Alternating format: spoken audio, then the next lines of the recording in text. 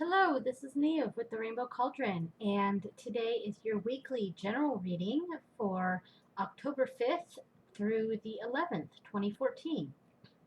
And I want to apologize for not having a reading this week. Just really never got around to it. So much going on. You know how it is. Anyway, so I'm hoping to be able to do this coming week and the week after sometime this week. So this one I'll be doing today. I was going to do two videos today, but I don't think I'm going to have time to, so just the one.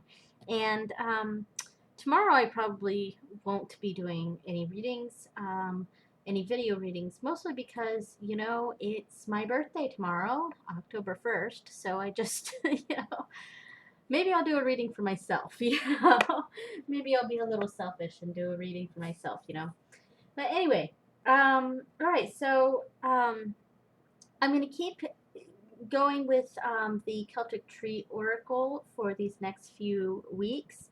I was doing the, oh goodness, the Gita deck, but since I got this a couple weeks ago, I have been wanting to work with this one a lot more, so I really get the feel of it.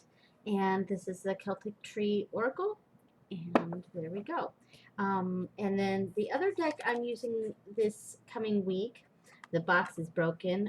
That was due to a certain 2-year-old who got a hold of the cards, but I'm gonna have to create a little baggie for this deck.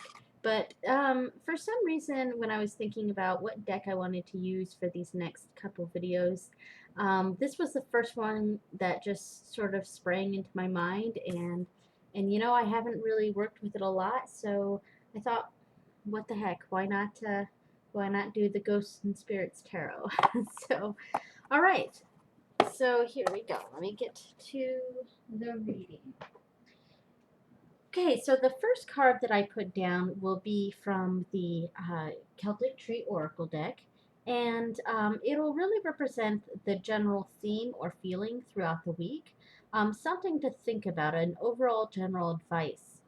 And the three cards below it will represent the general flow of energy this week, and excuse me, it won't necessarily represent certain days, but really a flow of energy that may go back and forth.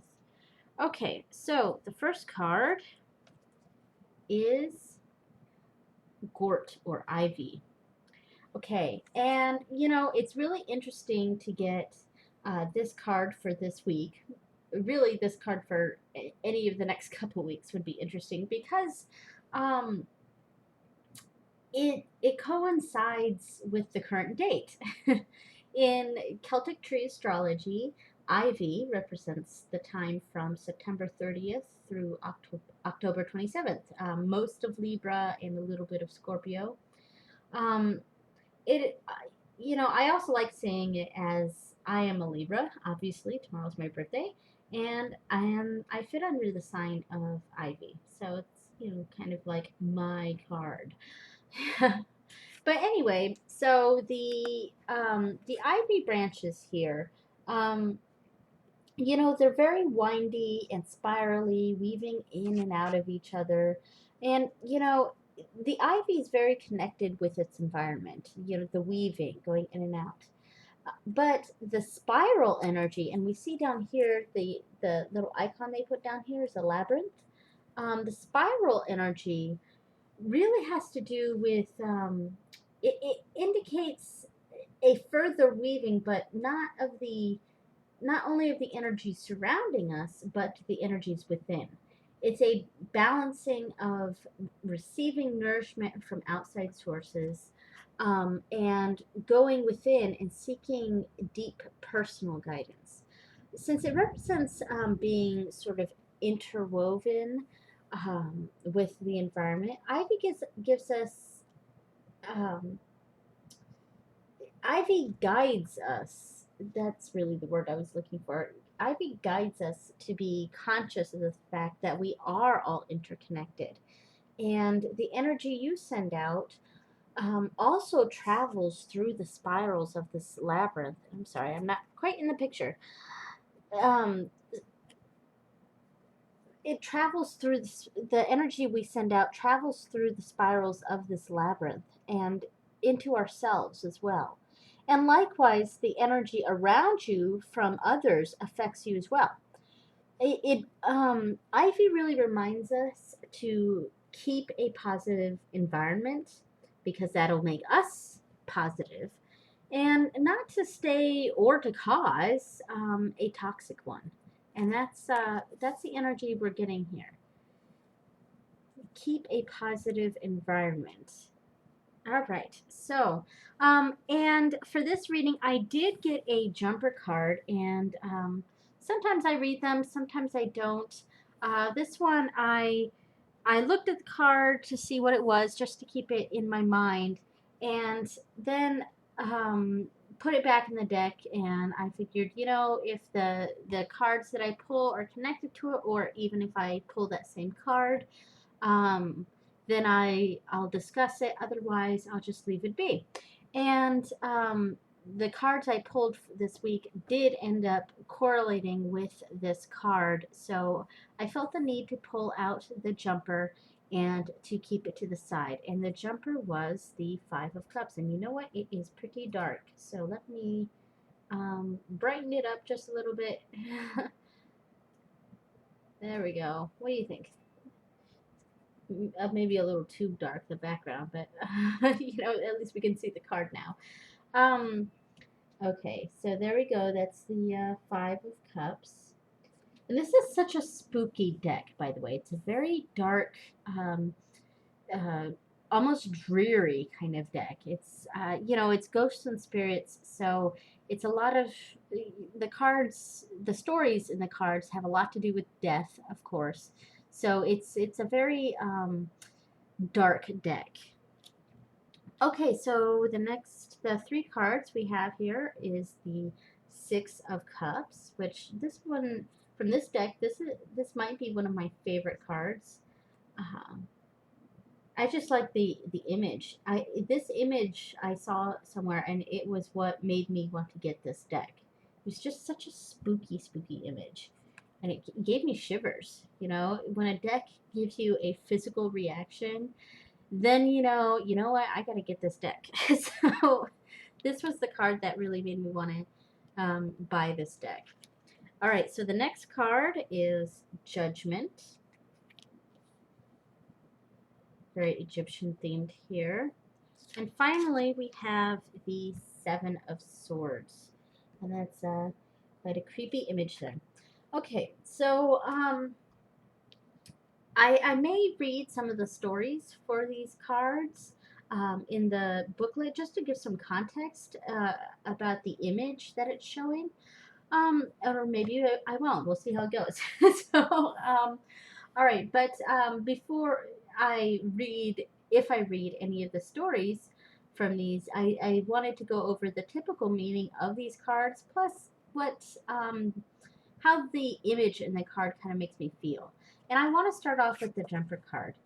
And okay, so typically with the Five of Cups, um, it has a lot to do with grief and sorrow over a loss. And it has to do with experiencing that grief. And the picture doesn't, it doesn't give me a lot to go on here, but obviously, here we're seeing a ghostly corpse woman and a very much alive man here. The corpse woman seems to be in like wedding-esque attire. There's a like almost a wedding dress looking thing, maybe a wedding dress, and she's wearing a veil. Super creepy image. Here we go. Um, and she has the Five Cups dangling from her waist here. And let me see if I can get a close up of that. The Five Cups dangling from her waist. Okay, and now one may look at this card and think, oh, the man must be mourning the death of his wife, hence the interpretation of grief and loss. However, the cups dangling from her waist here give me the feeling that she is the one feeling a sense of grief and loss, and perhaps caused by this man.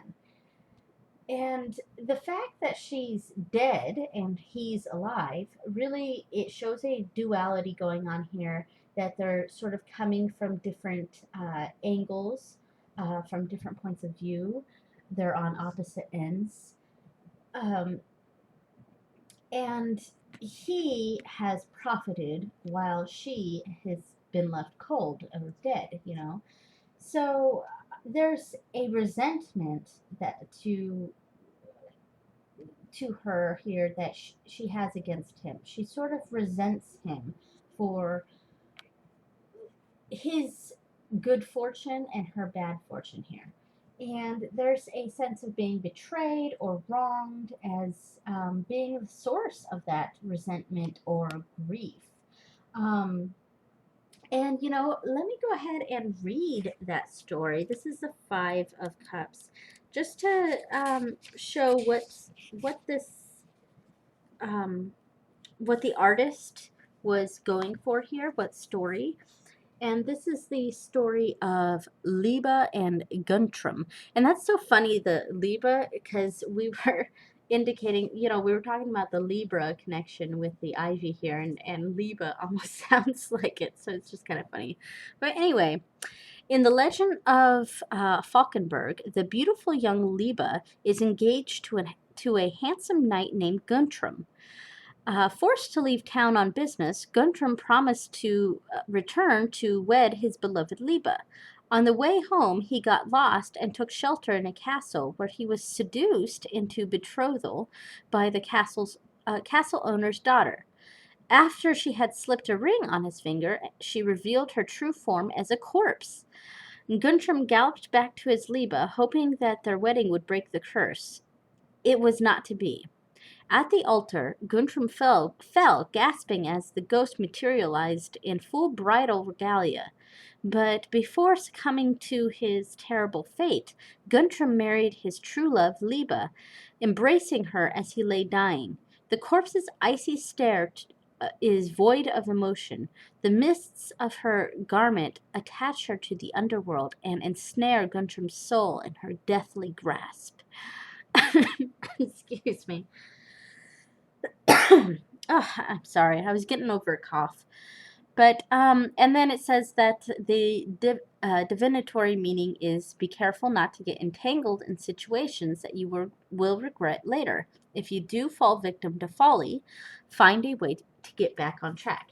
And, and I really think that connects with that feeling of resentment and grief that I was getting from this card. And it also, the divinatory meaning that it gave in here really connects with that what Ivy was telling us, in that not to put ourselves in toxic situations or to be around toxic people. And okay, so the next card, um, well, these three cards are really emphasizing that information from both the tree card and the jumper. There's an overall sense of being in a toxic environment, um, and all three of these cards really show that, along with a longing for times gone past that were better and happier, seeking inner guidance and judgment, which both of these cards really indicate, and being betrayed or blindsided by our environment or the people around us. Now, with the Six of Cups, this card, it often indicates a sense of nostalgia and longing for better times in the past. And it's a card that really makes sense in this particular deck, as ghosts in general tend to represent this quality. They are essentially stuck in their past and not wanting to move on. And we get that same image here. I mean, she's not fully here. There's a trail of her behind her, and it's a very, very ghostly image. And she's holding actual corporeal roses, and that's really her connection with the past, with her past life here. And this card is really indicating that that's what we're hoping for, or longing for, is a how things were. We're really focusing on a sense of nostalgia here. And the Judgment card, um, as I said, it really connects with what the with that inner guidance quality that the ivy was referring to. And judgment has a lot to do with inner consciousness, with the inner consciousness evaluating and judging the situation. And here we have a bit of Egyptian mythology here. A man stands in judgment um, in the hall of two truths, and the person judging him, it weighs his heart against a feather of moss. If the heart weighs more, he's granted passage to the throne of Osiris, and if the feather weighs more, then Amut devours the heart. And while this card represents your own inner evaluation of the situation, it also more bluntly represents a feeling of being judged, especially unfairly, due to who you are or the choices you've made. So there's a strong sense of feeling judged by others, and maybe even judging yourself a little bit, and also that inner reflection that that Ivy was really pointing us to. And finally, with the Seven of Swords, this is probably the most, I guess you could say, negative card, because this one's really highlighting that toxic environment. It has a lot to do with feeling betrayed, lied to, tricked, or somehow events went in a way that we weren't expecting at all, typically due to outside deception. Overall, this week, we get a clear message and warning. If at all possible, avoid toxic environments, people, situations this week. And this is really not the time to take unnecessary risks. Um, not don't necessarily play things safe, but really judge some situations here, seek some inner guidance and solace, and figure out what the right path is for you. And be aware that there is some deception going on around you, so things may not be going exactly your way. But overall, try to avoid those really toxic situations, toxic people. We all sometimes experience those kind of people that just, there's something going on with them that they really ooze that negative energy, and we're all connected. So being around that, we can feel that negative energy coming from other people. So distance ourselves from some toxic people, toxic situations, and seek some inner guidance. Okay, so thank you so much for watching. This is a super long video. Sorry about that. I will try to get the coming week after this one, the video for that done within the next few days. And all right, so thank you so much for watching, and blessed be.